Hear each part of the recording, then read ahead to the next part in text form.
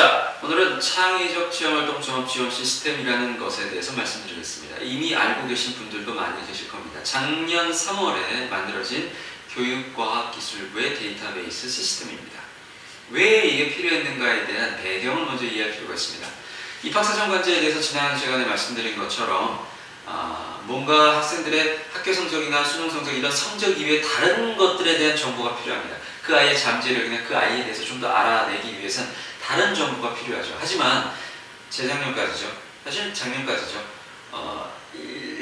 일정된 어떤 정형화된 기준이 없기 때문에 기준이 없다 보니까 학생들마다 학부모들마다 뭘 어떻게 준비해야 되는지에 대한 혹은 평가하는 사람 입장에서 굉장히 힘들죠.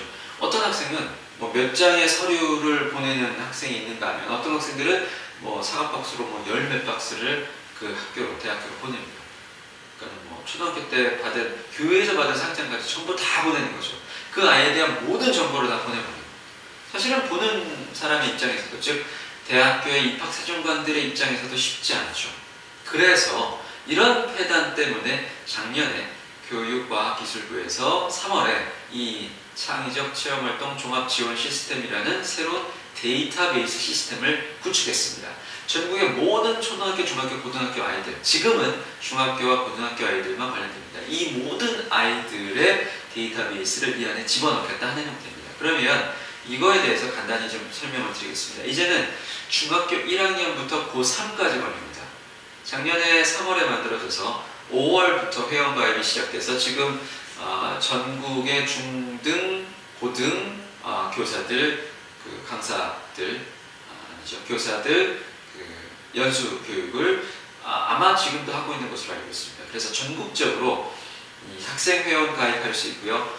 또한 학부모 회원 가입할 수 있고 그렇게 되어 있습니다. 그러면 이 안에서 다른 게 무엇이냐 좀 말씀을 드리겠습니다. 쉽게 말씀드리면 이 표를 보시면 됩니다. 뭐 추진 목적 이런 것들 보시면은 정부에서 이러이러한 좋은 의도로 만들었다 이렇게 얘기하지만 결국은 그 입학사정관제를 확대하다 보니까 이런 시스템적인 폐단이 있어서 그걸 보완하기 위해서 그리고 전국의 모든 아이들을 하나의 어떤 기준을 가지고 비교 평가를 쉽게 하기 위해서 만들어진 시스템이라고 보시면 됩니다. 이 그림 안에 창의적 체험활동 종합지원 시스템이 무엇인가에 대한 이해가 이제 담겨 있습니다. 보시죠. 결국 이렇습니다. 큰 개념만 파악하시면 됩니다. 학생이 자신의 활동을 이제는 직접 기록하게 됩니다. 왜 그렇죠? 생활기록부에 많이 있는데 생활기록부에 학생에 대한 정보가 충분히 있죠. 2줄. 사실 2줄도 쓰기 힘듭니다. 선생님들 굉장히 많은 다른 업무들이 있기 때문에. 그래서 그 학생에 대해서 평가하는 데는 더 많은 정보가 필요한 겁니다. 그 정보를 누가? 학생이 직접 기록하는 겁니다. 이게 바로 창의적 체험활동 종합지원 시스템의 중요한 포인트입니다. 학생이 직접 스스로 기록합니다. 스스로 회원가입하고요. 뭐 활동 종류, 활동 기간, 여러 가지 자기소개서, 자율활동, 동아리활동, 봉사활동, 진로활동, 방과학교 활동, 독서활동 이런 기타 등등의 활동들을 직접 이 안에 기록을 합니다. 그리고 담임 선생님이 컨펌을 하면, 확인을 하면 이게 이제 그 데이터로 누적이 되는 겁니다. 그래서 뭐 여러 가지 예를 들면 봉사활동 같은 경우는 나 어디 가서 봉사활동 했어 이렇게 쓰면 끝나지 않죠. 증명할 수가 없죠. 그래서 그곳에서 받은 어떤 뭐 인증샷이나 어떤 사인 같은 것을 다 스캔을 받아서 올려야 됩니다. 이것들이 다 이제 컨펌이 돼서 누적이 되면 하나하나 중1, 중2, 중3, 고3까지 다 누적해서 이 데이터베이스 안에 포함되고 담기게 됩니다. 그래서 대학을 갈 때가 되면 자기가 지원하는 대학을 이 안에서 컨펌을 하면 이제 선택을 하면 이 모든 데이터들이 그대로 온라인으로 전송이 됩니다. 그러면 저쪽 대학교에서 그 데이터들을 보고 이제 선택을 해서 그 학생을 선발을 하게 되죠. 그리고 나서 이제 인터뷰를 하게 됩니다. 보통 인터뷰는 본인이 쓴 그 데이터들이 정확한지 아닌지에 대한 확인 작업이 되게 됩니다. 예시 한 가지만 보실까요? 실제 네이버에 치시면 나옵니다. 창의적 체험활동 종합지원 시스템 치면 이런 화면이 뜹니다. 회원가입 하셔야 됩니다. 빨리. 그리고 담임 선생님들한테 이제 승인해달라고 하셔야 됩니다. 이 안에 들어가시면은 실제 쓰는 란은 이런 식으로 되어 있습니다.